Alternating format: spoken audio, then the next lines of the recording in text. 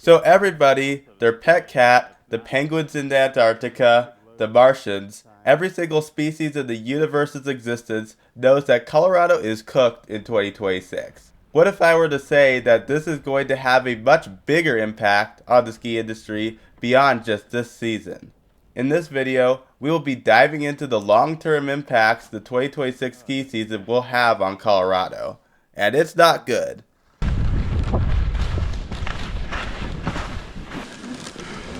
What is happening, everybody? I hope y'all are having a happy Friday. And unfortunately, this Friday, I don't really have a reason for why you should be excited.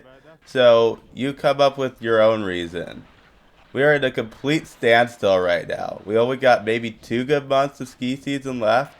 The ski season has not been that great, at least for the people who live in the western US. So it's basically ending before it really started. I would like to look forward to starting over next season, but we still got the rest of this season and the entire off season that we need to get through, so it is going to be a waiting game. With all that being said, I don't know if I could necessarily say that I am having a happy Friday.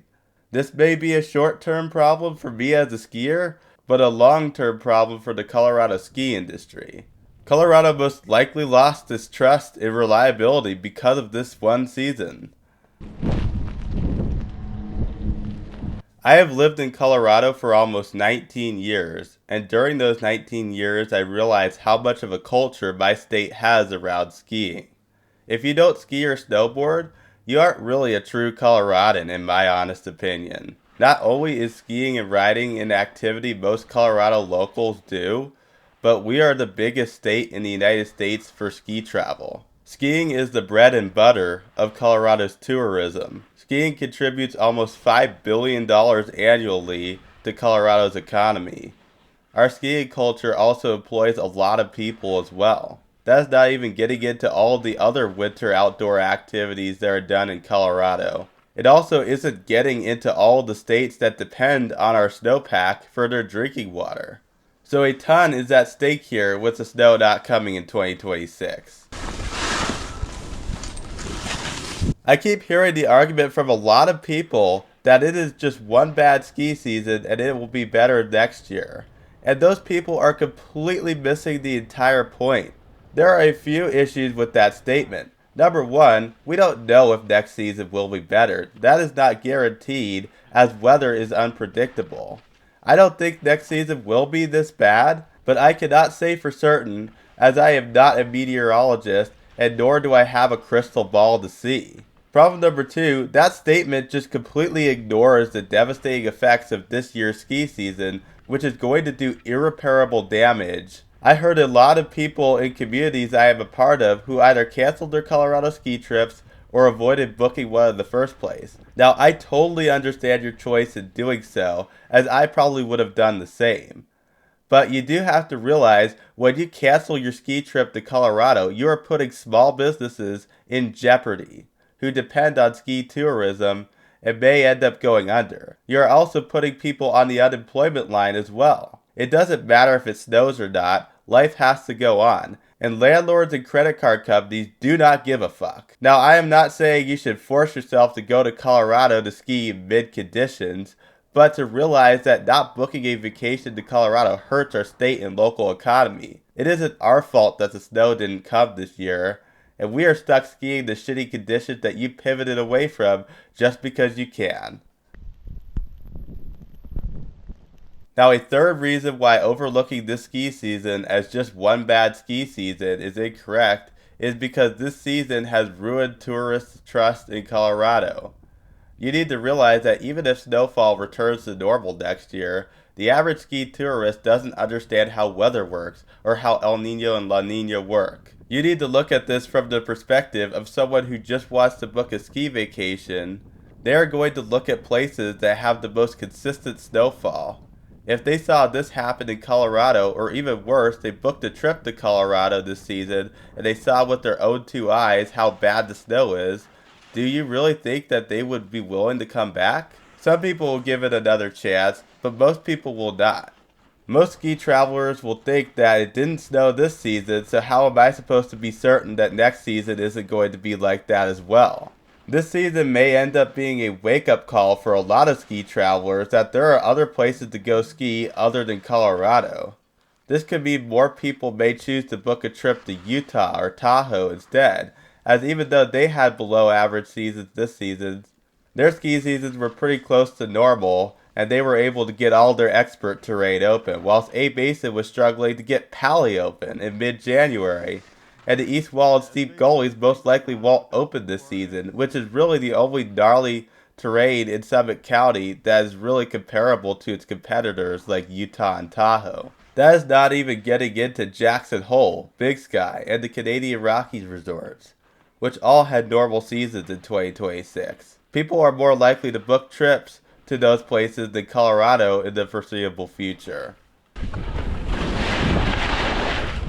Now, after that last statement I made, my fellow Coloradans may have gotten excited for less I-70 traffic, yay! But not so fast. The weekend warriors in Denver are still going to be driving up. The only hope for less I-70 traffic is if the current administration drives the U.S. economy off a fucking cliff, and many people lose their jobs and have to put skiing aside. Probably more realistic for the 27-28 season, but next season's passes go on sale in a week or two, so a lot of people are about to be locking in for next season. Also keep in mind that the mega pass companies like Vail and Altera will find other ways to nickel and dime you to make up for the lost revenue for the lost tourism, such as more paid parking or higher prices for paid parking, higher food prices, stricter enforcement on their no outside food or beverage policy, or other ways of getting extra dollars out of you. Not only that, but we may even see them cut corners on services. We saw this happen at Steamboat, where they didn't run the Pony Express all season because they didn't want to pay the staff to run the lift. It wasn't because of the lack of snow, because the terrain was open and you could hike to it from Mount Werner, which is what I did when I was last there. Also, keep in mind, we haven't even touched on the Telluride strike, Canadian and international tourism being down in the U.S. as a whole, which I did discuss in a previous video, or if the ski resorts will even have enough water to make snow next season, as well as many other factors that are only going to make this problem so much worse. Now we went over how this directly impacts the ski industry.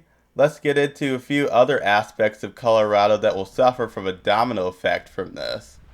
Going into the summertime, the fire season is going to be very bad due to a lack of snowpack. Air quality is going to be dog shit due to the fires, so people with asthma or other respiratory problems will suffer. Fire bans will pretty much be in effect everywhere, so if you like to camp, you'll have to find a way to enjoy it without a campfire, since they will inevitably be very strict on not allowing campfires. If you like to do activities at the lakes, the water levels will be incredibly low. There's one place I like to go camp at every summer that has a lake, and last summer the water levels were depressingly low. So I can't imagine how bad it is going to be this upcoming summer. A severe drought like this will affect agriculture. So because of that, it will be more difficult to grow food. Food is going to cost more, along with other contributing factors that we won't get into. Colorado is in a lot of trouble right now. Sadly enough, I have been hearing people cheering and celebrating Colorado not getting snow this winter. Everything I just mentioned in this video is what you are cheering for. And if you are okay with that, you are a piece of fucking shit. You are celebrating millions of people's livelihoods getting absolutely fucked over sideways, and I don't want to have anything to do with you if you are rooting for that. So if you're one of those people, I am begging you to hit the unsub button. If you have kept up with the channel the last couple of months, you may know that I have made a couple of videos warning about this ski season, and unfortunately, I was correct to be concerned. I made a video on the top 5 worst ski seasons, which if I were to do a remake of that video, this season would easily make number 1, without question. This season makes the 2012 and 2018 ski season seem like heaven. They just dropped the rope for this. Anyway, That was the cold hard truth about the state of Colorado right now, and it is very sad. Let's hope for a March miracle, a Colorado comeback, a rainy summer, and let's hope we get 600 plus inches of snowfall next season to set everything straight again, so we can forget about this nightmare and put it behind us once and for all. I hope you all enjoyed. Join my Discord community down below. Please leave your feedback in the comments, and I will see you all next time. Peace out.